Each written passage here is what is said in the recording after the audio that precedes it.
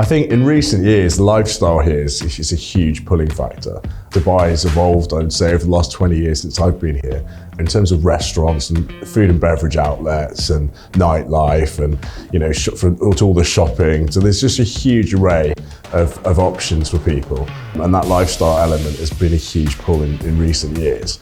Another big one, I would say, safety. So for a lot of European countries, especially in recent years, post-COVID, there's been more and more sort of security concerns. And I think the fact that people here feel very, very safe, they feel safe with their family, for their children to be out in the evening, they wouldn't worry about them walking home or, and I think that's a huge factor as well. I mean, obviously tax is probably one of the original ones, isn't it? Sunshine in the Middle East and lack of taxation here, both personal income tax, capital gains tax. So all of these taxes that you're used to paying in Europe, which can be quite hefty, and obviously people are used to personal income tax in the UK as high as 50%, and certainly many Western European countries.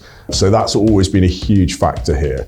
I don't think that's ever changed. I think what has changed in recent years is the lifestyle that we spoke about first, and the safety benefits of being somewhere which is really, really safe. You can even hear stories of people leaving their cars running when they go shopping for 3 hours. Probably not very good for the environment, but it has been known. I think recently there's been lots of TikTok posts and stuff about people leaving the keys on top of their Rolls Royce bonnet and these kind of things and going up to their apartment for a few hours.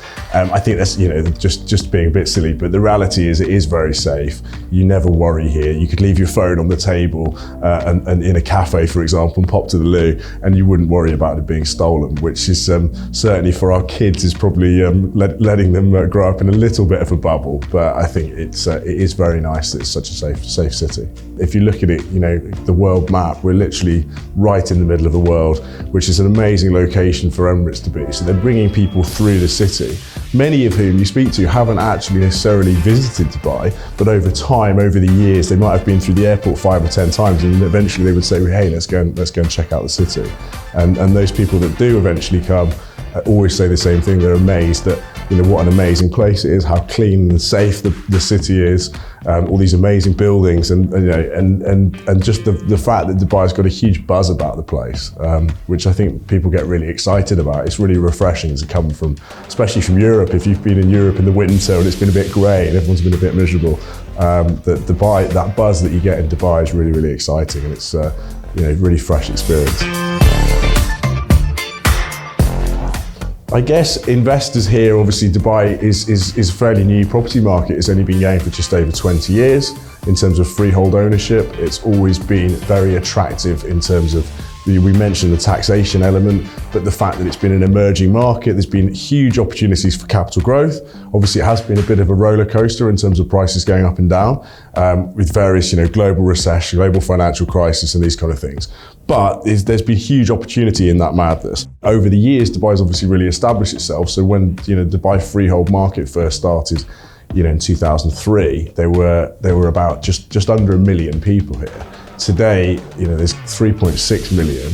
So that population growth is huge. It's over triple the population in the last 20 years.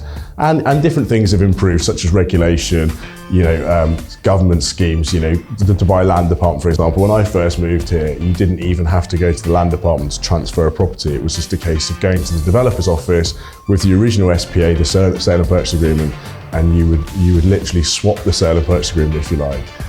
Pay the seller and all will shake hands and walk out of there. So it has changed significantly. The level of regulation has improved and made Dubai, become a more mature property market, which is really exciting to see. So I think that ultimately the leadership of this, very visionary leadership of this amazing city and this amazing country has, over years faced different, lots of different adversity, and they've come back from that ever stronger. So, it was only in the 60s when they discovered oil here, and obviously in fairly limited supply. I think it's quite well known now that Dubai never had huge resources of oil. if they wanted to establish, what's now the vision to create the best city in the world, they would have to use those limited resources as economically as possible and leverage that into different sectors. So where they've done very well is on, from a real estate and tourism and services in these three main sectors, established Dubai's economy massively, so that now the oil represents a very, very small percentage of the GDP, the gross domestic product of the city, and real estate, tourism have been the two huge booming sectors that have really brought people here, and obviously with Emirates and all of these different factors have brought people to Dubai as a hub. So the 2040 plan was fairly recently laid out by Sheikh Mohammed as a vision for the future to create the best city in the world. So, which is quite a bold statement to make, but also very exciting. The fact that you can have such a visionary leadership who say, right, we're going to make the best city in the world. And what does that mean? They want to create as many green spaces as possible. They want to encourage people to walk and cycle to work and live within the community from that perspective. They're looking at creating as much beachfront as possible. So obviously, projects like Palm Jumeirah extended the coastline significantly. You've got Palm Jebel Ali, which is going to be coming soon, which is obviously also part of the Dubai waterfront project.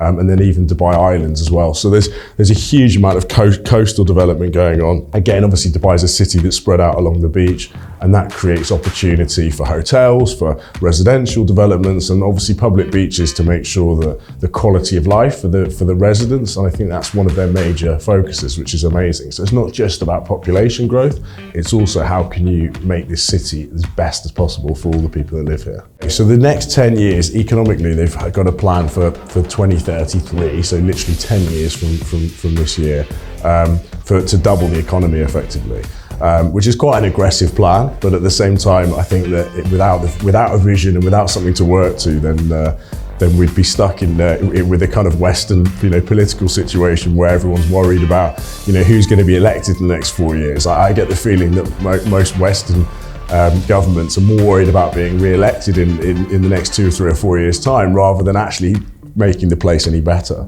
So I think when you're competing against somewhere like Dubai, like the UAE, with such visionary leadership and such drawn out long plans that are then structured, and it makes it hard to compete really.